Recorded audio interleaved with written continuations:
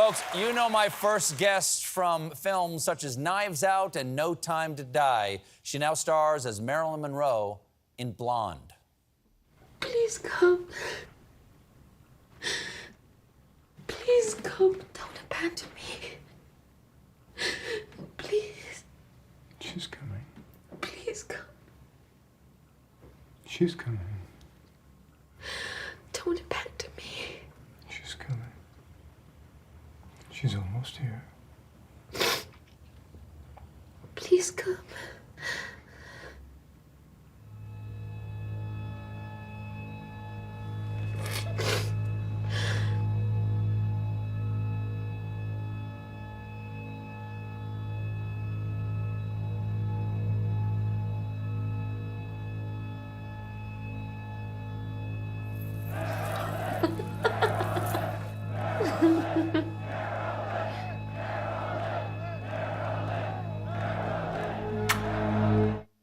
Please welcome Ana de Armas.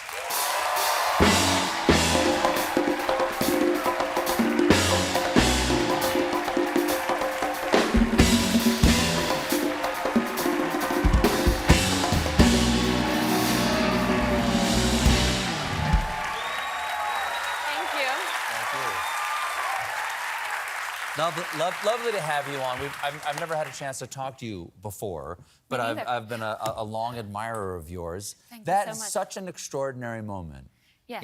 in that movie. And as I was saying to you backstage, who knew that Ana de Armas looked like Marilyn Monroe? Not me. Did you? You did not suspect it. Here, this is one of the scenes from the movie next to sort of the iconic photograph that inspired it. Look at the two of you together. Yeah. And there is actually, this is not simply, you know, the way you naturally look. That moment right there, you actually turn into what we think of as Marilyn. Right. And I'm just curious, is the character in the movie, Norma Jean, Yeah. you know, if I can call her a character, even though it's a biopic, Norma Jean says there is no Marilyn, there's only Norma Jean. Yes. And even when the camera rolls, that's still Norma Jean. Yes. But then it really feels like Marilyn arrives in that moment. What do you think is happening? Well, As an actress yourself, who has to have something of a public persona, I imagine. Yeah, I think we all have our public self and our private self. Mm-hmm. With Marilyn, you know, everything gets amplified because the star that she is. And Marilyn, for her, was something that, you know, was something that she kind of like had to turn on and off whenever she needed it. It was kind of like a something that was survival thing. And Like a comic making jokes so the football team won't beat him up. Something like that. Exactly. okay. That was my experience. Yeah, That's how I became a okay. comedian. Yeah. Yeah. So I think for the most part in the movie, Norma Jean is what's present, and Marilyn comes, you know, whenever she needed. Now, the director, Andrew Dominic, said that the minute from, you know, he saw you in your audition, he knew that you would be his Marilyn. Did you have a sense of that? Take three, he said. Take three. Take Really? three. The third time you auditioned, he knew it. Yeah. Did you walk out of there thinking that you had the part? Oh my gosh, no, I don't think I did. I was just like driving down Hollywood Boulevard with this very cheap blonde wig and some kind of like makeup, and I just had the feeling that I did something good. Yes. But I wasn't sure. You're literally going down Hollywood Boulevard in a car, basically dressed up I as just Marilyn. happened to live very close to Hollywood Boulevard. Right. That was. No, but there are a lot of Marilyns on Hollywood Boulevard. Yes, I know that too. You know, posing for photographs. Yeah. Exactly. Growing up in Cuba, which you moved when you were 18, is when you went to Spain.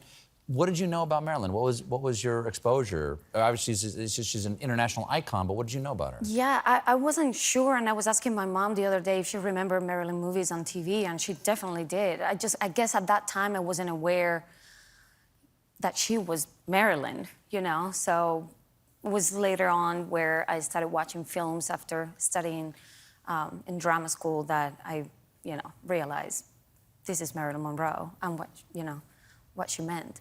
One of the things that I think gets misunderstood about Marilyn Monroe or Norma Jean is that very intelligent, very thoughtful, Yes. She was very well informed on the roles that she did, and there's a wonderful scene where she sort of surprises Arthur Miller with her insight to a character, inform him about things about the script that he's actually shown her that he doesn't understand about his characters. And it's sort of famously said about her that the only problem with this, her being a dumb blonde, is that she wasn't dumb and she wasn't a blonde. That's right. That was the problem with that. I wonder if, as a young actress on a rapid upward trajectory in what we might call Hollywood in the world, is some of her story resonant for you as someone is beautiful but needs to be taken seriously as an artist? Absolutely. I think at the beginning I was wondering what I would have in common with her, and to my surprise, it was a lot more than I thought. And just this opportunity alone is almost close to, a miracle. A role like this was not supposed to come my way. It was not supposed to happen. Not just because I'm Latina and, Cuban. It just they don't exist just in general. Like, this is something very, very special. So the opportunity for me to play this part was just, a dream. We have to take a quick break, but we're right back with more Ana de Armas, everybody. Stick around.